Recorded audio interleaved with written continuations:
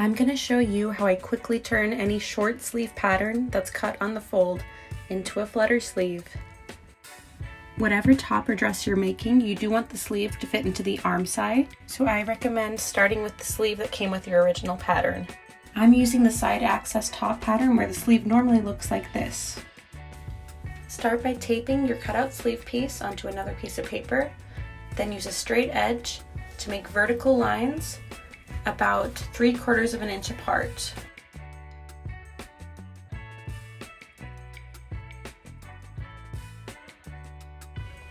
Starting at the bottom of the sleeve, take your scissors and cut along the line almost all the way to the top, leaving about 1/8 of an inch connected at the top. You'll use these as pivot points to spread out the pattern pieces while still keeping the same overall length of the sleeve cap. Secure the first piece down to your paper with tape and then spread out the remaining pieces. You want this to be even, so I started with about 3/4 of an inch in between the pieces, and then I tweaked it a little bit. And you can spread this out more or less per your personal preference, but wherever your pieces end up, I recommend taping them down so then you can retrace your sleeve. Draw a smooth curve along the bottom and the top of your sleeve. Cut out your new pattern piece.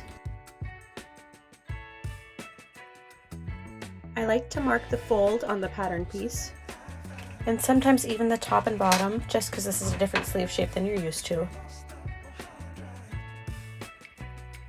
With your fabric folded, cut out your new sleeve. You're going to attach this just like you would the original sleeve, after the shoulder seams are sewn and before the side seams are sewn.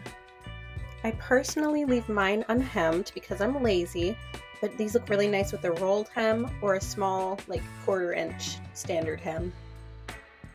If you don't like the sleeve falling at such an angle, I'll show you some adjustments you can make to the pattern piece. So you can shave off a little bit at the armpit side.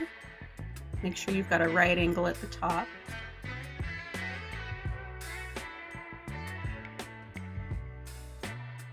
You can also add a little more length at the shoulder side. Just make sure to smooth out your curve.